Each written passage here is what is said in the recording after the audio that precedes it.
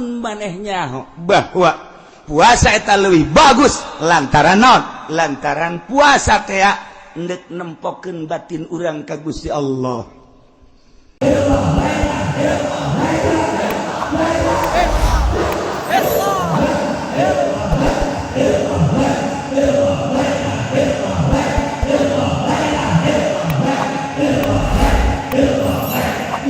Wa antasumu khairul lakum. Puasa maraneh kabeh leuwih bagus ka maraneh kabeh in kuntum ta'lamun mun maneh nyaho. Berarti berbicara hikmah. Nyaho henteu sih hikmahna puasa sehingga bagus jasa. Emang kumaha kitu hikmahna? Cek Kangjeng Nabi hikmahna. Laparan beuteung, hauskeun hati, leuleuskeun awak, niscaya la nazara qalbuka ila Allah, niscaya hate maneh bakal neuleuh ka Allah. Ambuh. Laparkeun beuteung urang, hauskeun hati urang ka Gusti Allah. Kok bisa kos kitu sih? Sebab dina ngalaparkeun beuteung, ngaleuleuskeun awak, di dinya bakal aya katoharohan ruh, bakal aya kasofaul qulub. Mantak Imam Syafi'i ngadu Allahumma mnun alaina bi sofail qulub wa hab lana sahihal muamalah fi dunya. Nah eta teh sofail qulub, bening hati, bersih hati. Moal bisa bagi jelema nu deuk hayang nyaho jati diri tanpa puasa moal beunang. Puasa kelehkeun beuteung urang tina kadaharan, ngajauhan watak hewan-hewan. Leleskeun awak urang ku sebab urang lapar awak jadi leles. Seakan-akan urang keur menyiksa awak urang. Siksa awak urang ku urang. Beuteung laparan ku urang. Kemudian hate horenganan jadi bersih. Teu karasa ku urang teh hate teh jadi bersih aneh. Ruh jadi suci. Taharatir ruh. Wasafail qulub. Nazara qalbuk ilallah. Ya Allah, hate bakal neuleuh ka Allah. Wa antasumu khairul lakum. Puasa leuwih bagus ka aranjeun kabeh in kuntum ta'lamun mun maneh nyaho. Sebab naon? Dina ayat nu itu nage la'allakum tattaqun. Menawa anjeun takwa. Artina kunaon? Puasa eta supaya jadi takwa. Takwa teh naon? Nganyahokeun diri urang bahwa diri urang hamba sieun ka Allah. Maka urang nuturkeun aturan Allah. Bakal akur puasa manu sugih jeung nu susah. Nu sugih puasa mah teu dahar teu nginum teu jima, nu susah ge teu dahar teu nginum teu jima. Sugan aya perbedaan, jang nu susah mah ti isuk-isuk ti subuh datang ka magrib, jang nu sugih mah salantaran loba duit datang ka lohor bae jang teu. Akur. Wa antasubu khairul lakum in kuntum ta'lamun. Akur bae nu sugih jeung nu susah. Nomor kahiji. Nomor kedua, bakal nimbulkeun talattuf tarahum. Sebab naon? Hate geus bening. Ketika urang sapoe dua poe ngarasakeun lapar, awak leuleus, hate beuki caang, roh beuki bersih, neuleuh urang ka jelema nu susah. Bari mikir horenganan lapar teh kos kieu, mana teuing batur anu terus-terusan lapar, timbul talattuf tarahum hayang mere. Nu matak jelema nu boga di bulan puasa mah sapelit-pelitan nu sugih tetep bae, sapelit-pelitan nu boga tetep bae aya merena. Aya bae merena di bulan puasa mah. Sebab naon? Hatena keur diurus ku Allah.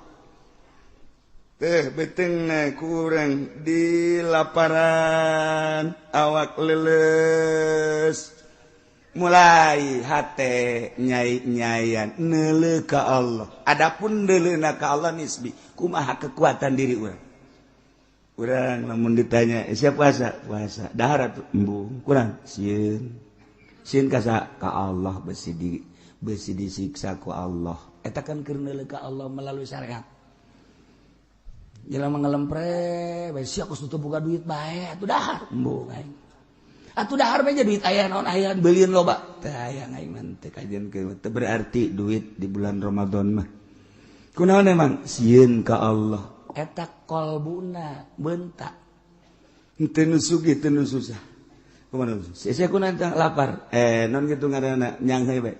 lapar emang udah puasa atuh meuli we teu boga duit pantes atuh sia mah teu boga duit ieu nu teu boga duit tetep bae berarti di dieu aya naon ieu aya nimbulkeun kaistimewaan jiwa urang sehingga urang tertata rapih jam kurang didelekeun we deuleu uluh kakarak jam 4 2 jam deui geus dihitungan we neuleuh deui jam 5 sajam deui neuleuh waduh setengah jam deui gelas geus dikikeun we gelas sia naon setengah jam deui diambean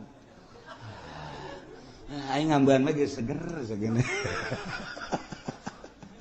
suara jasa eta teh lain lalagata jadi urang teh dididik disiplin nusugi nususah tersiplin ku ayana bulan puasa wa antasumu khairul lakum in kuntum ta'lamun mun maneh nyaho sehingga orang terdidik tersiplin nusugi nususah tetep bae bareng bae bukaana masyaallah karim nu paling istimewa la'allakum takun ieu teh nimbulkeun pengabdian nu sejati ke Gusti Allah.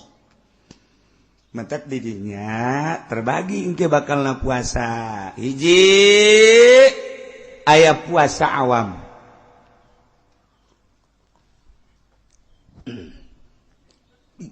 Puasa awam teh hartina puasa sakumaha tadi.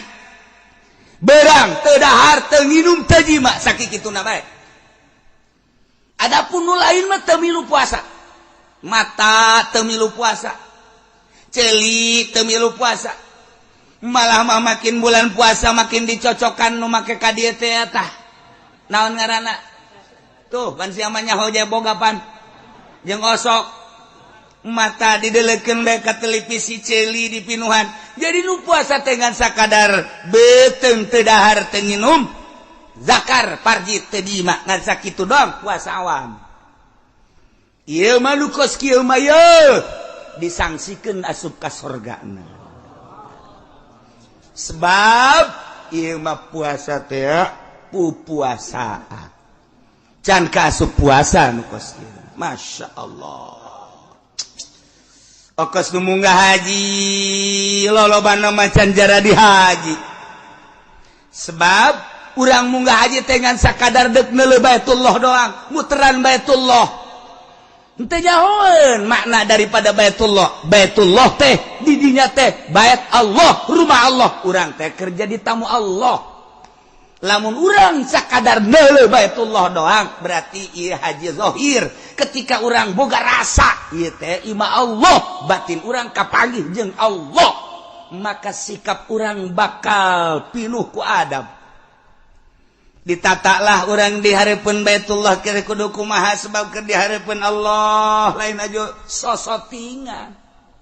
Beuh tawaf di soting kotrek. Datang ka imah tuh bapak lagi soting. Tawaf apa tuh lihat tuh. Beuh bohara ngarendeng juga orang Pakistan ada kan. Mending mun lalaki awewe deh. Tinggal anakna bae bapak pembina amat bapak ini. Masa top sama awal orang lain? Iya, bapak hebat ini. Ini jangan mah kur top kekitian. Wah, kayaknya bapak mah gila kali di sono.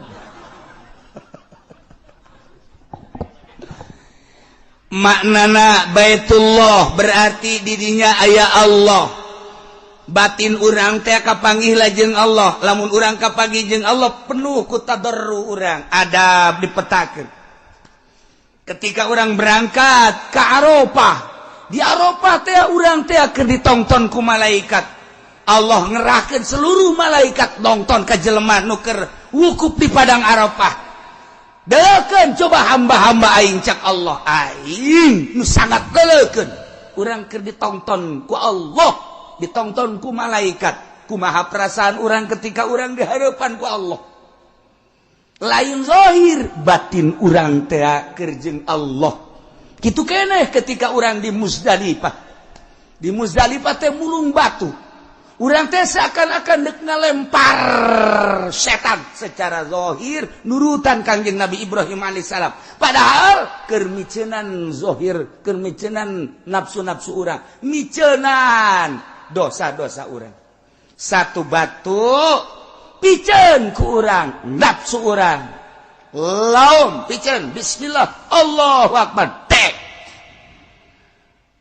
hawa piceun bismillah Allahu akbar tek terapkeun zahir kana batin urang wudu ge lamun wudu zahir bae mah kieu-kieu bae tapi lamun dibarengan ku batin zahir urang wudu batin urang wudu zahir urang kakemu batin urang kakemu zahir urang teh ka irung batin urang ka irung zahir urang ka beungeut batin urang ka beungeut zahir urang ka leungeut jadi ketika urang beres wudu zahiron wa batinan engkena bakal sieup ka deuleuna itu kena salat zahir kos urang salat batin nu mantak tanha anil fahsya'i wal munkar salat eta nyegah tina fahsya jeung munkar tapi kuari mah kan salat mah salat fahsya jeung munkarna henteu kacegah berarti can salat encan salat lamun ki haji salat tapi ngridit keneh encan salat hakikatna mah sebab teu tanha anil fahsya'i wal munkar namun ki haji salat tapi masih keneh ngagulingkeun ngagunakeun duit bank encan salat kajen kumaha ge sebab bunyana bener-bener salat tanha anil fahsya'i wal munkar. Dan selanjutnya ialah orang kakarak datang ke zahir sehingga dibuktikan kuari boro-boro pamarentah urang ge kos kieu keneh ndek kira urang datang ka paeh teu ngurusan batin terus-terusan urang mah ngurusan nini bengking bae teh tadi ge silaturahmi ngudag nini dagang ngudag nini ngameteran sawah ngameteran nini ngaji urang mah hayang kapanggih jeung nini atau seserian ini nyagincuna gede jasa ngacai deui ta nini-ninina ya Allah ya Rabbi horenganan urang lamun dibuktikan kos komo Kangjeng Nabi mah lewat neuleuh bangke embe teh Kangjeng Nabi naon eta bangke embe nu bogana resepen teu kabage iya tuh teh urang mun dibere daek teh hayang dunia eta kos bangke embe nu bogana ge mbueun teh ka bangke urang kuari lamun ngudag-ngudag dunia berarti urang ngudag-ngudag bangke urang lamun teh dikitu-kitu moal jadi norikoh urang mau norikoh teh boh justru hayang dunia kabeja ku batur torikot boh murid dikumpulkeun sia nu sugihnya ye ayeuna sumbang atuh mama ieu insyaallah yen tarekat teh parugu kuari mah tarekat teh teh miceunan dunia nafsu jeung setan endahan ngagugulung nafsu jeung setan. Nah iyalah nu mantak urang batin wa antasumu khairul lakum in kuntum ta lamun mun manehnya bahwa puasa eta leuwih bagus lantaran naon lantaran puasa teh endek